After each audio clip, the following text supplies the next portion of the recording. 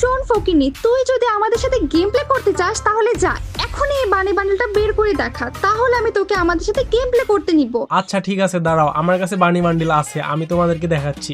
এই দেখো আমার বানি বান্ডিল, দেখো।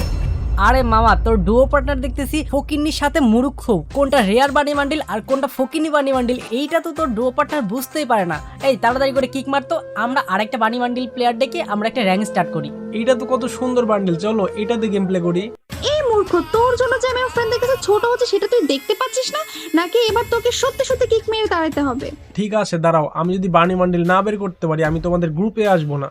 মোল্লার দরজে মসজিদ পর্যন্ত আর তোর দরজে কথা বলা পর্যন্ত এটা আমি খুব ভালো করে জানি। যা যা তাড়াতাড়ি এখান থেকে চলে যা। A few moments later. এই দেখো এটা কি বান্ডিল, দেখো।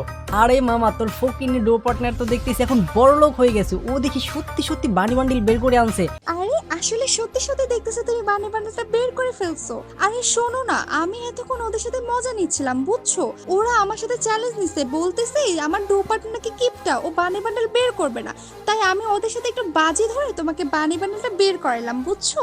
শোনো তোমাদেরকে একটা কথা বলি, হ্যাঁ, শুধু বান্ডিল দিয়েই মানুষকে বিচার করো না, হ্যাঁ, মানুষের মন মানসিকতা দেখো আগে।